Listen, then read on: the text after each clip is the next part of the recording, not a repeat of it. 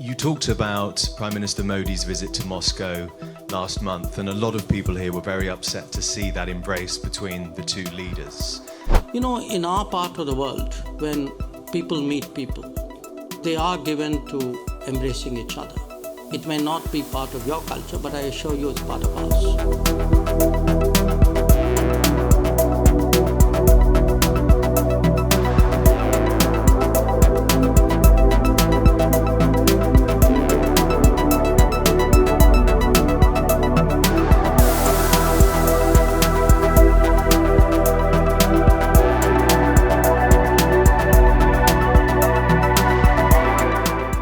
Thank you for the question. Minister Nick Beak from BBC News.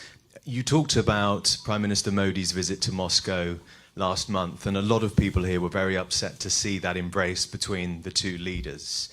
Also, they were quite upset to see India overtake China in terms of the biggest importer of Russian crude oil. And also, they say they're disappointed that there hasn't been an explicit condemnation of the full-scale invasion of Ukraine. So, in light of that, I'm just wondering whether you had difficulty today persuading President Zelensky that India is not favouring Russia, but is indeed pursuing a policy of non-alignment. And secondly, because of that meeting in Russia last month, I think Prime Minister Modi is probably the most significant, influential world leader to have spoken to both sides recently. What personal role could he play in some sort of pursuit of peace? Thank you. Regarding your question, you know, in our part of the world, when people meet people, they are given to embracing each other. It may not be part of your culture, but I assure you it's part of ours. So, in fact, today I think I saw the Prime Minister also embrace President Zelensky, and I've seen him do it with a number of other leaders in a number of other places. So I think perhaps we have a slightly cultural a gap here in terms of what these courtesies mean. In terms of you know, what you asked about the oil issue, look, you know, India is a big oil consumer. It's a big oil importer because we don't have oil. Now, it's not like there's a political strategy to buy oil. There is an oil strategy to buy oil. There's a market strategy to buy oil. So the figures of where we get our oil imports go up and down. It depends on the state of the market.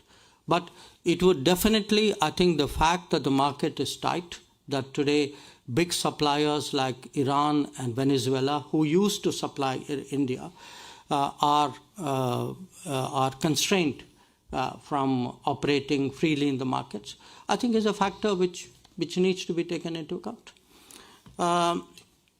Regarding you know, the conversation between the Prime Minister and President Zelensky, I think it was a perfectly convivial conversation. I think it was very constructive. I think there was a lot that we said which he heard with a great deal of attention.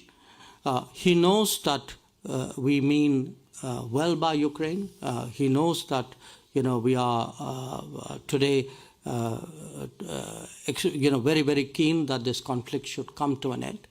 And essentially what the message from our side to him, which, you know, which surely would have not come as a surprise to him, is that, you know, if there is anything that we can do in any way, you know, in sort of upfront or behind or supporting somebody, you know, it's the objective that we are interested in rather than the process.